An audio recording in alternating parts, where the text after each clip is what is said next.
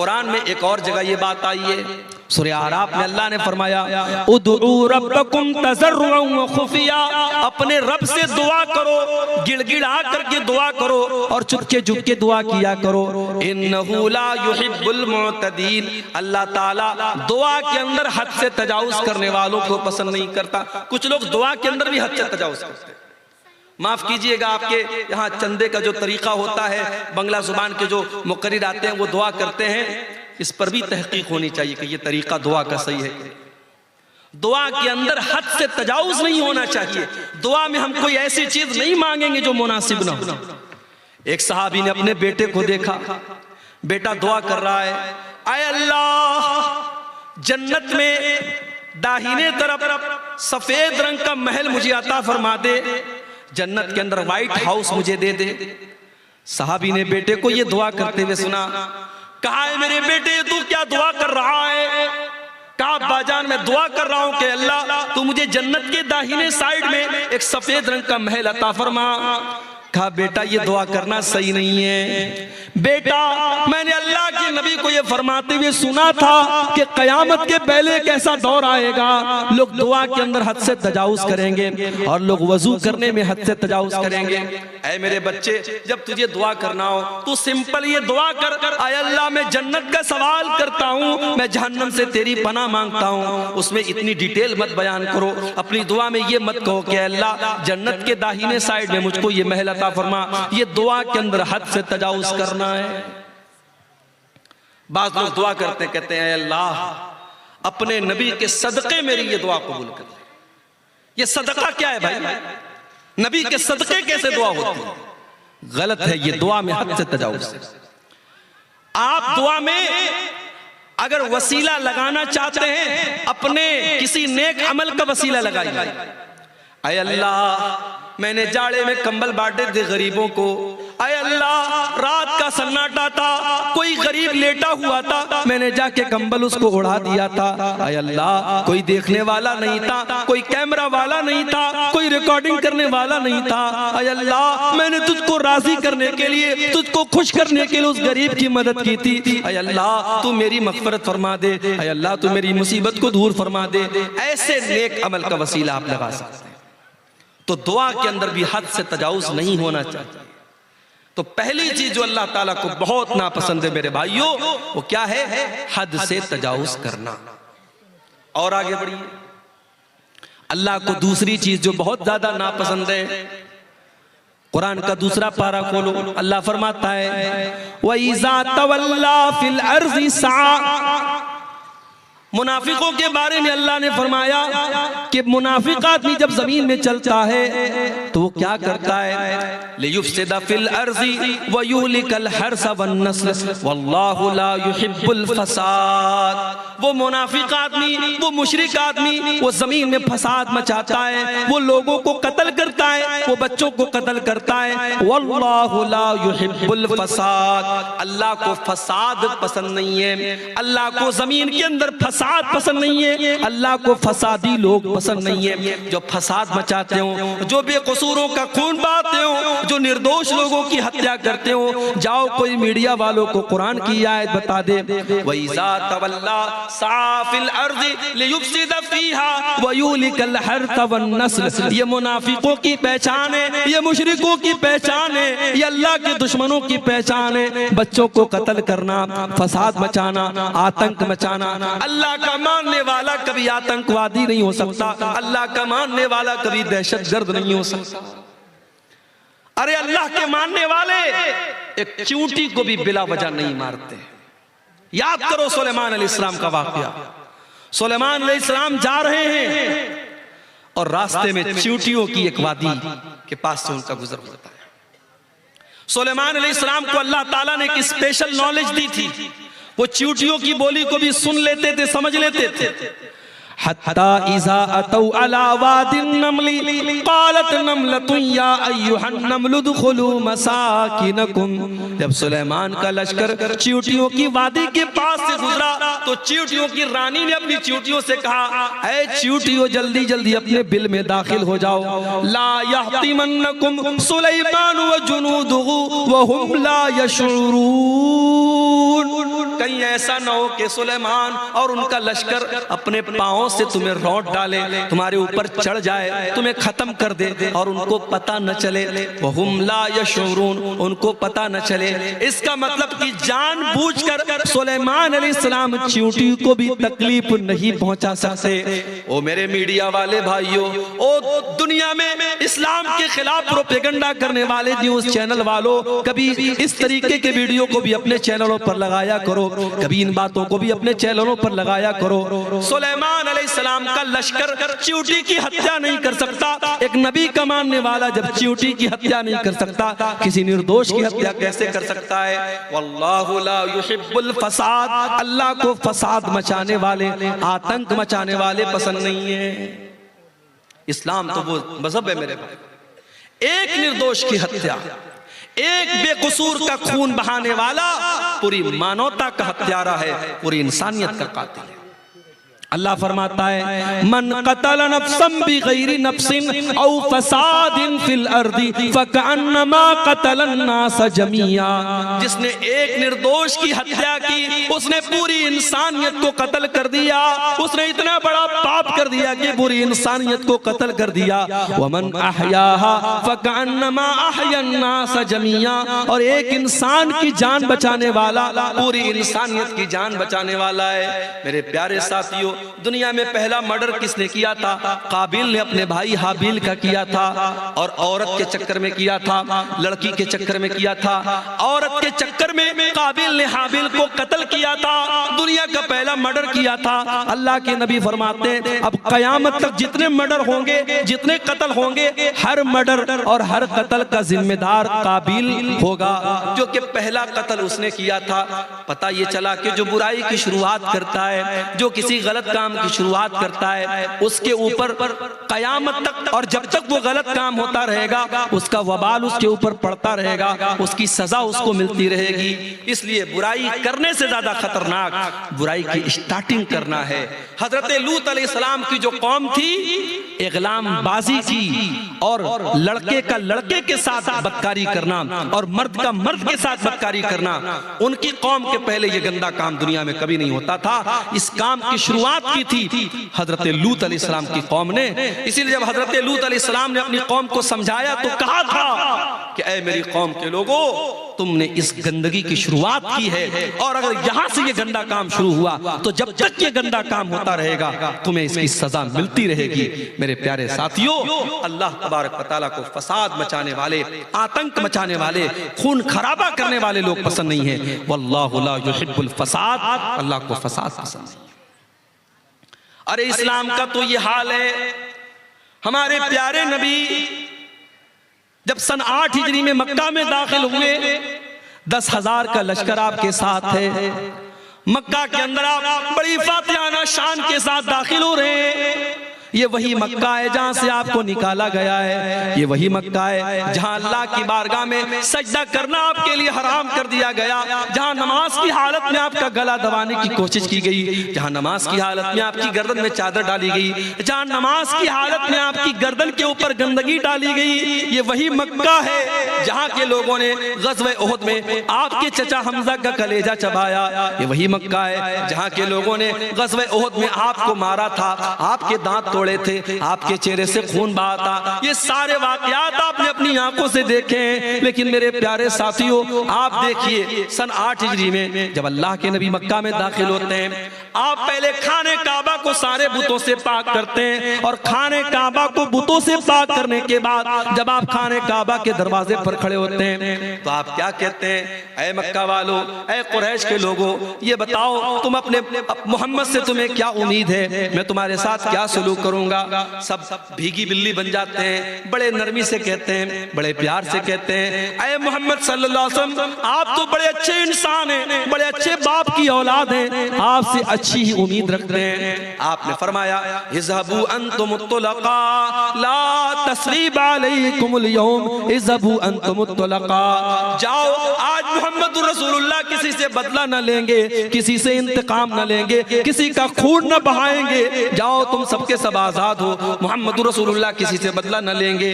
जालिम से लिया जुल्म का बदला न किसी वक्त, मारा भी तो अखलाक की तलवार से मारा। मेरे प्यारे साथियों, ये मेरे नबी का किरदार है। इसलिए नबी का मानने वाला, इस्लाम का कलमा पढ़ने वाला कभी फसादी नहीं हो सकता, कभी आतंकवादी नहीं हो सकता। जो आतंकवादी है, जो दहशतगर्द है, वो कान खोल करके सुन ले, उसका इस्लाम से कोई ताल्लुक नहीं है। वल्लाहु ला युहिब्बुल फसाद, अल्लाह को फसाद बचाने वाले लोग पसंद नहीं है। और आगे बढ़िए, तीसरी चीज अल्लाह ने फरमाया सूरह आले इमरान के अंदर, कुल अतीउल्लाह व रसूलहू, कुल अतीउल्लाह व रसूला। ऐ नबी, आप कह दीजिए अल्लाह की इताअत करो और रसूल की इताअत करो। फ़इन तवल्लौ फ़इन्नल्लाह ला युहिब्बुल काफिरीन। और ऐ नबी, अगर ये लोग अल्लाह की इताअत ना करें और रसूल की इताअत ना करें तो इनको बता दो कि अल्लाह ताला काफिरों को पसंद नहीं करता। काफिरों को पसंद नहीं करता, अल्लाह को कुफ्र पसंद नहीं। कुफ्र का मतलब इनकार। जो अल्लाह को न माने, जो रसूल को न माने, जो अल्लाह की किताबों को न माने, जो अल्लाह के नबियों को न माने, जो अल्लाह के फरिश्तों को न माने, जो तकदीर को न माने, जो कयामत के दिन को न माने, जितनी चीजों पर ईमान लाना है उनमें से किसी चीज को न मानने वाला, उसके अंदर डाउट करने वाला, उनके अंदर शक करने वाला, वो काफिर हो जाता है। और काफिर को अल्लाह ताला पसंद नहीं करता। अल्लाह को मोमिनों से मोहब्बत है, अल्लाह को ईमान वालों से मोहब्बत है, अल्लाह काफिरों को पसंद नहीं करता। अल्लाह को कुफ्र से इतनी नफरत है, अगर कोई इंसान कुफ्र की हालत में मर जाए, अल्लाह फरमाता है वलल्लज़ीना यमूतूना वहुम कुफ़ार। जो कुफ्र की हालत में मर जाए और मरने के टाइम वो तौबा कर ले, उसकी तौबा का अल्लाह क्या कोई मतलब नहीं है। जो कुफ्र की हालत में मर गया वो हमेशा जहन्नम में रहेगा। अल्लाह का शुक्र अदा कीजिए मेरे भाई, हम और आप ईमान वाले, हम और आप मुसलमान हैं।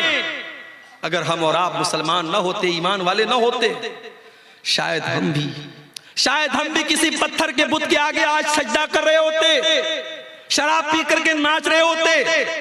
यह अलग बात है, बिहार में नीतीश कुमार साहब ने शराब बंदी कर रखी है, लेकिन अंदर से टेबल के नीचे से बड़ी शराब पी जा रही है बिहार के अंदर। अभी झारखंड से मैं आ रहा था, आज शाम को भागलपुर से वहां मैंने जुमा पढ़ाया लालमटिया में, वहां से मैं स्कॉर्पियो से आ रहा था। जैसे ही बिहार में दाखिल हुई गाड़ी, पुलिस वाले लेडीज और जेंट्स गाड़ी को आके चेक करने लगे। मेरे साथ बच्चे थे, फैमिली थी, उन्होंने टार्च से देखा वेखा, चेक किया, चले गए। मैंने ड्राइवर साहब से पूछा ये इतनी गाड़ी चेक क्यों हो रही थी? बोले शराब का मामला होता ना, शराब बंदी, इसलिए वो शराब चेक कर रहे थे। पाबंदी है बिहार के अंदर, मगर हम सब जानते हैं कि शराब पी जा रही है। और अफसोस की बात यह है कि बड़ी तादाद में मुसलमान शराब पीता है। कितने मुसलमान हैं जो बगैर शराब पिए अपने घर में दाखिल नहीं होते? नीतीश कुमार के डर से कितने लोगों ने शराब पीना बंद कर दिया। मेरे प्यारे साथियों, अल्लाह के डर से मुसलमान शराब पीना बंद न कर पाया। कितने अफसोस की बात है, सरकार का डंडा पड़ा तो शराब बंद हो गई, लेकिन अल्लाह ताला के अजाब का डर हमें शराब न छुड़ा सका। 1400 साल पहले के हालात देखो, जब अल्लाह ताला ने कुरान की आयत नाजिल की, क्या ईमान वालो, इन्नमल खम्रु वल मैसिरु वल अंसाबु वल अज़लामु रिजसुम मिन अमल शैतान। ऐ ईमान वालो, ये शराब का पीना, ये जुआ का खेलना, ये पासे के तीर के जरिए किस्मत का हाल मालूम करना, ये गैरुल्लाह के आस्ताने पर जानवरों को ज़बा करना, ये सब गंदे काम है, शैतान के काम है। फजतनिबू, इनसे बचो। जब कुरान की आयत नाजिल होती है, जब सूरह मायदा की आयत नाजिल होती है, सहाबे किराम जो एक जमाने से शराब पीते चले आए थे, जब अल्लाह ने कुरान में यह आयत नाजिल कर दी कि शराब गंदी चीज है, शैतान का काम है, शराब से बचो बचो तब तभी तुम कामयाब हो सकते हो। साहबा ने अपनी अपनी शराब को निकाल के गलियों में फेंक दिया, शराब के बर्तनों को तोड़ दिया। यहाँ तक कि कुछ साहबा शराब का बिजनेस करते थे, शराब का कारोबार करते थे, उनके पास लाखों की शराब थी, हजारों की शराब थी, उन्होंने सारी शराब को बर्बाद कर दिया। कहा जब शराब हराम है तो शराब का बिजनेस भी हराम है, शराब का कारोबार भी हराम है। उन्होंने सारी शराब को पानी की तरह बहा दिया। मेरे प्यारे साथियों, ईमान इसका नाम है, अल्लाह के रसूल की इत्तिबा इसका नाम है। कोई एडवर्टाइजमेंट नहीं किया गया, कोई प्रचार नहीं किया गया, कोई रेडियो पर ऐलान न हुआ, कोई माइक में लाउड स्पीकर में ऐलान न हुआ, बस नबी ने एक ऐलान करवा दिया। कुरान की आयत नाजिल हुई और अल्लाह के नबी ने कुरान की आयत पढ़ के सुना दी कि अल्लाह कह रहा है कि शराब गंदी चीज है, इससे बचो। इससे बढ़ के गंदी चीज क्या होगी मेरे भाई? आज शराब पी करके आदमी घर में आता है, जुबान से गंदी गंदी गालियां निकालता है, शराब पी के घर में आता है, अपनी बहन और बेटी को भी गंदी गंदी बातें कहता है, शराब पी करके घर में आता है, अपने बच्चों के सामने नाजेबा बातें करता है, शराब पी करके अपनी बीवी की कमाई खाता है, शराब पी करके अपनी सारी कमाई को लुटा देता है। इसीलिए हजरत उस्मान गनी कहा करते थे, इन्नल खमरा उम्मुल खबाइस, ये शराब तो तमाम बुराइयों की जड़ है। जो शराब पी लेता है वो ज़िना भी कर सकता है, जो शराब पी लेता है वो कत्ल भी कर सकता है, जो शराब पी लेगा वो दुनिया का कोई भी गंदा काम कर लेगा। तो आप देखें, अल्लाह ताला को काफिर पसंद नहीं। आज काफिर से ज्यादा मुसलमान शराब पी रहा है। हम बिहार गवर्नमेंट की बात क्या करें, 1400 साल पहले हमारे नबी ने शराब बंदी कर दी थी, मगर आज मुसलमानों का एक बड़ा तबका शराब पी रहा है। मेरे प्यारे साथियों, अगर आप में से कोई भाई इस गंदगी में मुब्तला है, अगर शराब के नशे में मुब्तला है, अल्लाह के वास्ते तौबा कर लो। नहीं पता मौत कब आ जाए, क्या पता शराब के नशे में इंसान धुत है और उसी हालत में दिल की धड़कन बंद हो जाए, हार्ट अटैक हो जाए और उसी हालत में इंसान का इंतकाल हो जाए। अल्लाह के नबी फरमाते हैं, इन्नल अब्द युबासु अला मा माता अलैहि, बंदे का इंतकाल जिस हाल में होगा, बंदा जिस हाल में मरेगा उसी हाल में कयामत के दिन उठाया जाएगा। ऐ शराब पीने वाले, अगर तेरा इंतकाल उसी हालत में हो गया, कल कयामत के दिन अल्लाह की बारगाह में तू शराब के नशे में उठेगा, तो अल्लाह को क्या मुंह दिखाएगा, तो अल्लाह को क्या जवाब देगा? इस गंदी चीज से तू जल्दी से तौबा कर ले, अपने परिवार को, अपने आप को इससे तू नजात दे दे। मेरा रब कुरान में कहता है, वला तुल्कू बिअयदीकुम इला तहलुका, अपने आप को हलाकत में न डालो। जो शराब आपको हलाकत में डाल रही है, जो बर्बाद कर रही है, उस शराब से अपने दामन को बचा लो मेरे भाई। तो अल्लाह को काफिर पसंद नहीं है, अल्लाह को काफिर पसंद नहीं। अगर कुफ्र की हालत में आदमी मर गया, अंजाम क्या होगा? अल्लाह ने फरमाया, इन्नल्लज़ीना कफरू व मातू व हुम कुफ्फारुन फलन युक़बल मिन अहदिहिम मिलउल अर्ज़ि ज़हबा।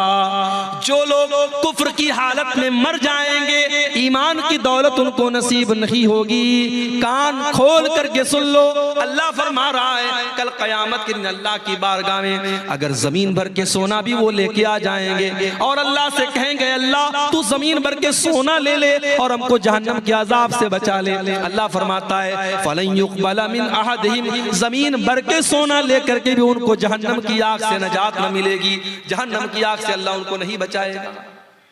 इसलिए मेरे भाइयों, ईमान की कद्र करो और ईमान पर कायम रहो। अल्लाह को काफिर पसंद नहीं है, अल्लाह को कुफ्र पसंद नहीं है।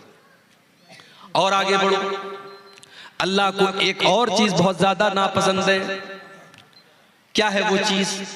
वला तुजादिल अनिल्लज़ीना यख्तानूना अनफुसहुम।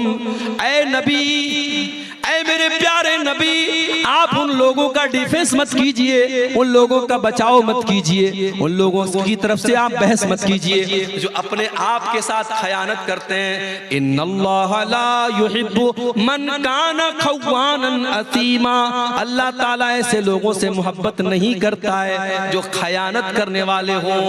खयानत अल्लाह को पसंद नहीं है। खयानत किसको बोलते हैं भाई?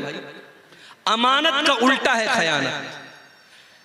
अमानत यह है कि आपको जो जिम्मेदारी दी जाए, आप उस जिम्मेदारी को सही तरीके से अदा करें। अगर आप टीचर हैं, आपकी जिम्मेदारी बच्चों को पढ़ाना है। पढ़ाने के टाइम आप बच्चों को पढ़ाने के बजाय मोबाइल में लगे हुए हैं। बच्चे शोर मचा रहे हैं, बच्चे किताब पढ़ नहीं रहे और टीचर मोबाइल में लगा हुआ है। ये अमानत के साथ खयानत है। पुलिस का काम क्राइम को रोकना है। पुलिस वाला बजाय क्राइम को रोकने के अगर क्रिमिनल लोगों से रिश्वत लेना शुरू कर दे, अगर वो गुंडों और बदमाशों से टैक्स लेने लगे, उनसे पैसा लेकर के उनको छोड़ने लगे, ये पुलिस के ओहदे के साथ खयानत है। इन्नल्लाह ला युहिब्बु मन काना खव्वानन अज़ीमा। अल्लाह को खयानत करने वाले लोग पसंद नहीं है। इसलिए अमानत में खयानत से बचो मेरे भाई। जो भी अमानत और जो भी जिम्मेदारी आपके कंधे पर डाली गई है, उस जिम्मेदारी को सही तरीके से पूरा करो। हमारे कुछ भाइयों ने हमको बताया, इसी बिहार की सरजमीन पर, इसी झारखंड की सरजमीन पर ये काम भी हो रहा है। एक मस्जिद का 4 बार फोटो लिया जा रहा है और 4 बार सऊदी अरब से उसका पैसा उठाया जा रहा है। एक बार ट्यूबवेल लगाया जा रहा है, एक बार उसको पिंक कलर से पेंट किया जा रहा है, फिर ग्रीन कलर से पेंट किया जा रहा है, फिर लाल कलर से पेंट किया जा रहा है। ट्यूबवेल तो एक बार लगा, लेकिन उसका पैसा 5 बार उठाया जा रहा है। ये 420 ये अल्लाह के दीन के नाम पे हो रही है, सदका खैरात के नाम पे हो रही है, ज़कात के नाम पर हो रही है। मेरे प्यारे साथियों, इस बेईमानी का हिसाब क़यामत के दिन देना पड़ेगा। उन उलमा को भी देना पड़ेगा, उन मशरूआत का काम करने वालों को भी देना पड़ेगा, जो आज उम्मत के पैसे के साथ इतनी बड़ी खयानत कर रहे हैं। आज कितनी मस्जिदें जो बाहर से फंड आया 30 लाख का, लेकिन उसमें दिया गया सिर्फ 10 लाख रुपये और मटेरियल को बिल्कुल हल्का कर दिया गया। पता ये चला 5 साल के बाद मस्जिद की छत बैठ गई, 5 साल के बाद मस्जिद की जमीन बैठ गई, 5 साल के बाद मस्जिद की दीवार गिर गई। पैसा आया 30 लाख, लगाया गया 10 लाख और 20 लाख को बीच में से गायब कर दिया गया। मेरे प्यारे साथियों, क्या ये खयानत नहीं है? इन्नल्लाह ला युहिब्बु मन काना खव्वानन अतीमा। अल्लाह ताला खयानत करने वालों को पसंद नहीं करता। और एक बात और कहना चाहता हूं, यहां बहुत सारे हमारे बुजुर्ग भाई भी बैठे हैं, औलाद वाले बैठे हैं, हमारी कुछ माएँ भी बैठी होंगी। वो माएँ हैं जिनकी घर में बेटियां हैं। अगर आप एक बेटी की माँ हैं, अगर आप एक बेटे के बाप हैं, ये बेटे और बेटी भी आपके कंधे पर अल्लाह की अमानत है। अल्लाह ने अगर आपको औलाद दिया है, अल्लाह औलाद के बारे में सवाल करेगा। अल्लाह के नबी फरमाते हैं, कुल्लुकुम राइउन व कुल्लुकुम मसऊलुन अन रइयतिही। ओ लोगों, तुम सब के सब जिम्मेदार हो और तुमसे तुम्हारी जिम्मेदारी के बारे में सवाल किया जाएगा। फर्रजुलु राइन अला अहली बैतिही। इंसान अपने घर वालों का जिम्मेदार है, अपनी फैमिली का जिम्मेदार है, अपने परिवार का जिम्मेदार है और इंसान से उसके परिवार के बारे में सवाल किया जाएगा। वल मरअतु